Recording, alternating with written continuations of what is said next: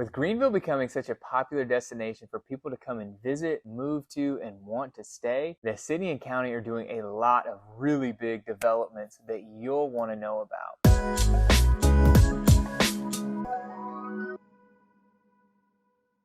Hi, I'm Evan Whaley, your favorite Greenville realtor. There are 5 big developments that I think everyone that is thinking about or currently lives in Greenville would really want to know about. The first, if you've been in downtown Greenville recently, just in the middle of July, the new administrative building has opened up. This was a massive project. Hundreds of millions of dollars were poured into this project, and by the time this thing is completed 5 to 8 years from now, there will be over $1 billion that are invested into this total project. Greenville Online got some phenomenal photos of this before it was completely open. I don't have any photos of everything as it's finished. I hope to get some of those for you soon. Overall, it's just a wonderful project. I love that they put the parking garage in this area to make parking much more accessible, especially as they add more. The county office was really just the first step through this $1 billion project. There's already been a Whole Foods and a Lima One facility that's been approved for the area, and over the next 5 to 8 years, there will be several other restaurants and companies and places to live that are all added to this overall massive space right there that's in the center of our downtown. Another really big project that people are super excited about, and I'm getting a lot of questions about, is Bridgeway Station, which is going to be the new hub in the center for Mauldin. I've talked about Bridgeway Station before, but basically it's going to be these old-time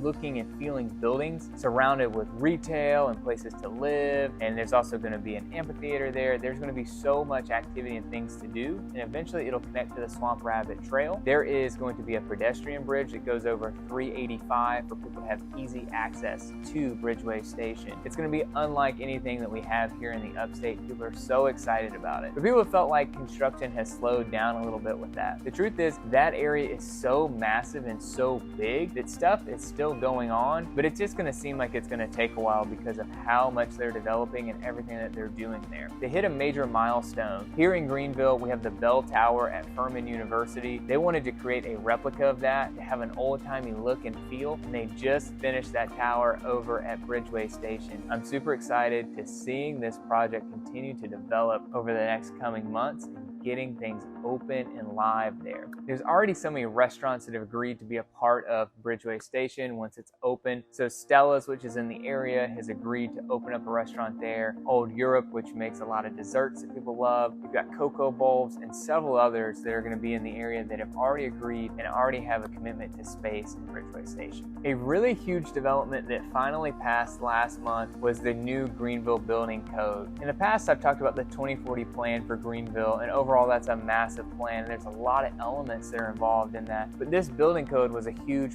part of it. With the building code, and there's so many different things they wanted to accomplish, but some of the big ones were they wanted to make sure that properties were being built with like-kind properties near each other. They didn't want some massive high-rise sitting next to a single-family home, or a big condo development again near a single-family home, or a bunch of retail and then residential living. They wanted to make sure that things are like-kind. They also wanted to preserve the space, so they came together and they said, hey, how can we preserve as much green space as possible, but also knowing that we're going to need some of it to continue to build? How can we keep parks? How can we continue to develop in that area? How can we keep this natural beauty and charm that is Greenville while helping to grow it and expand it? So that was what was passed in the new building code. They hope to make it more simple for people to understand what they can and cannot build. Another part of that, and something that's been really popular throughout the country, is short-term rentals, so doing Airbnbs. Now this is specifically for homes that are located within city limits, but what Greenville's done now is they've said the shortest term rental that you can have, and most of this is with the special exemption, is 1 month. There's no more 1 week rentals. Those are not allowed legally by the city. County has a little bit different regulations, different neighborhoods do as well, so make sure you're checking to figure out what those are before you go through and do a short-term rental. But the city took a stand and said no short-term rentals.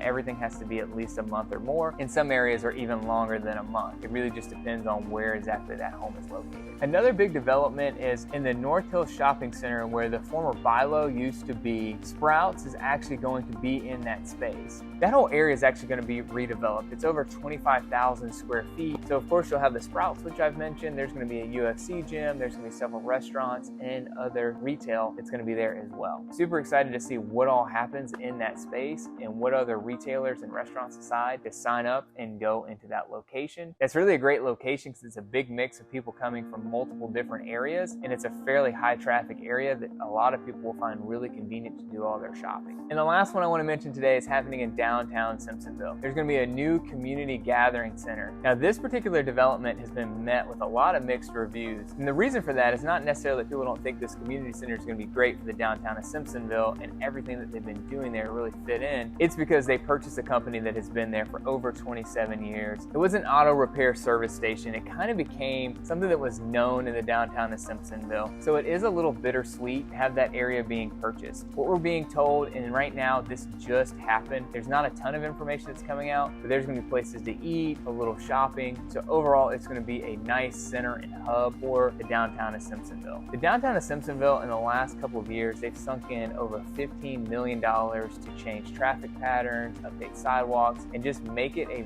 wonderful place to continue doing development like this to make it a true attraction. And we're seeing in Simpsonville that we're seeing a lot of people that traditionally weren't moving there are now because of the downtown and how attractive it's really become. Simpsonville's done a really great job, like a lot of the other cities here in Greenville, developing their area. I'm curious, of these 5 developments that are happening, which one are you most excited about? Which one should I continue to keep updating you on?